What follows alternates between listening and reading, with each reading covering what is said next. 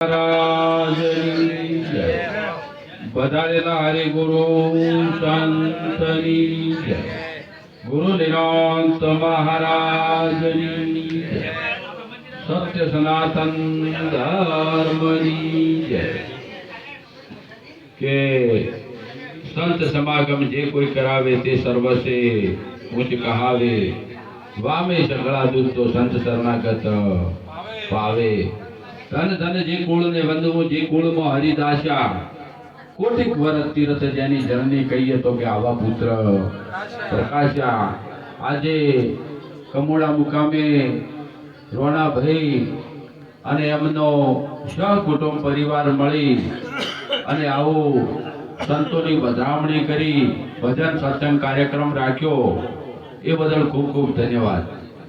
અને જે આવા સમાગમમાં પધારેલા એવા વ્યાસપીઠને બિરાજમાન આપણે તાનપુરા નિવાસી નાગજીરાવ મહારાજ, અમારે મોટા કાપરાથી વાઘારામ મહારાજ, નોણીથી ખગારામ મહારાજ, ભગવા ભેગ, આપણે નોણીથી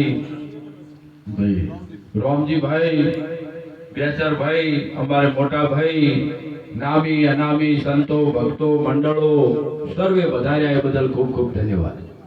સંતોએ ખૂબ આપણને કીધું છે, પણ શું કીધું છે કે સત્ય વસ્તુને જાણવા માટેની આ સમજણ આપી છે કે સાચું શું છે, ખોટું શું છે. જેટલી ઘડા સત્ય અને અસત્યનો નિવેડો ન થાય એટલી ઘડા આપણામાં અધૂરાપણું ને અધૂરાપણું. સત્ય શું છે અને અસત્ય શું છે કે જીવન જોબન રાજ ધન અવિચળ રહે ન કોઈ, જાયગા સત્સંગમાં તો જીવન કા ફળ હોય. આ જીવનનું ફળ મેળવવું હોય તો સત્સંગની અંદર જવું પડશે. સત્સંગ એટલે શું?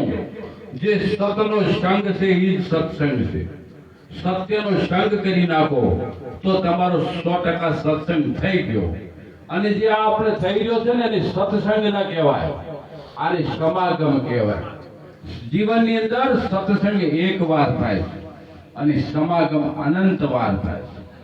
આ અત્યારે આપણે થઈ રહ્યો એ બધું સમાગમ કહેવાય છે. એટલે ખરેખર આવું જીવન મળ્યું છે આપણને, મનુષ્યનો અવતાર મળ્યો છે. દેવોથી એ દુર્લભ છે.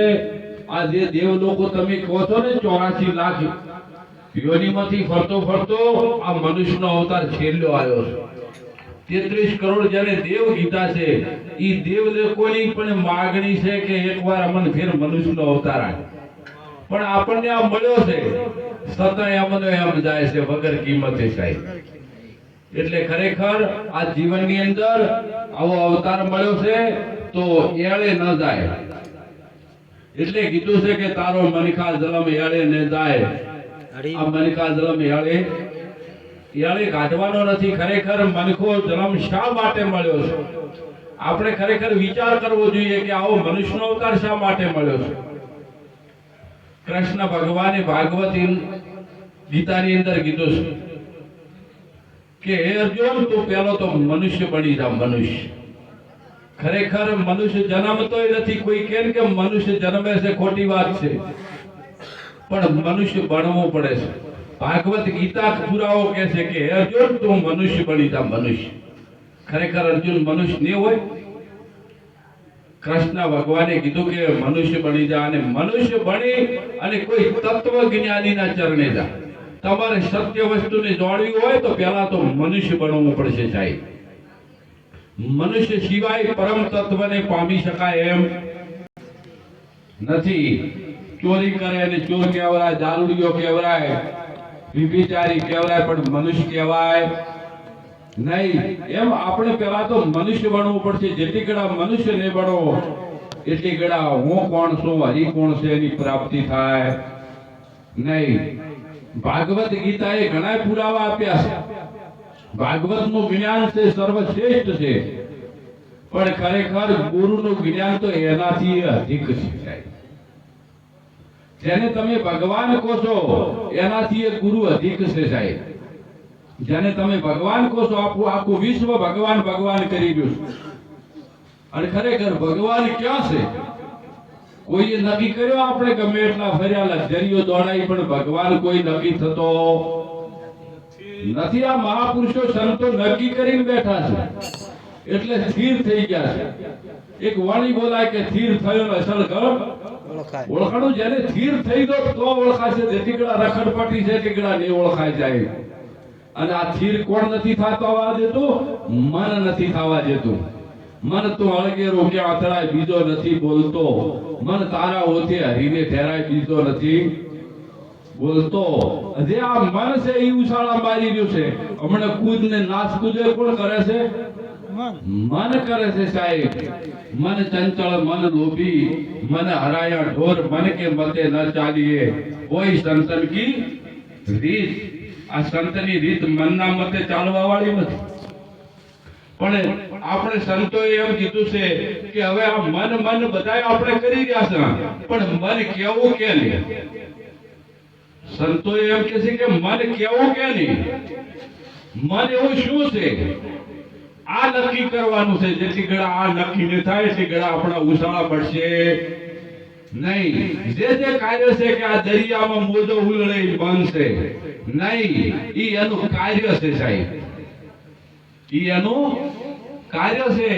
એમ જે મનના કાર્યો, મનને હરાયું ઢોર કીધું, આ એના બધા કાર્યો છે. પણ મન કેવું કે સંતોએ ખૂબ કીધું છે કે મન ક્યાંને કેવું? તો સંતોએ ઉલ્લેખ કર્યો છે કે આ જે મન રહ્યું ઈ અંતિષ્કરણ છે. શું છે? અંતિષ્કરણ. મન એક અંતિષ્કરણ છે. અને જ્યારે અંતિષ્કરણ થી એની ઉત્પત્તિ છે સાહેબ. જેમ મન, બુદ્ધિ, ચિત્ત અને અહંકાર ચાર અંતિષ્કરણ બતાયા છે, એમ મન ક્યાં રહેશે? તો કે મન શ્રવણ દ્વારમાં રહેશે. ક્યાં રહેશે? તો એનો વાસો શ્રવણ દ્વારમાં બતાવ્યો છે. શ્રવણ દ્વાર એટલે કાન. આ શ્રવણ દ્વારમાં મન રહેશે. અને આ શબ્દ ઓગળે છે. અને શબ્દ ઓગળી અને તેને આલે છે? બુદ્ધિને આપે છે. અને બુદ્ધિ એનું નક્કી કરે છે. પછી કેને આલે છે? ચિત્તને આલે છે. ચિત્તવન કરે છે. અને ચિત્તવન કરીને પછી મુખને આપે છે. એટલે બળાકજી શબ્દ કાઢે છે કે આ વસ્તુ છે. એમ ખરેખર જીવનની અંદર આપણને જે મહાસંતોએ કીધું છે કે આ જીવનની અંદર કોઈ સંતોનું સાનિધ્ય નહીં લો, એથી ઘણા કોઈ દાડો મેળ પડે એવો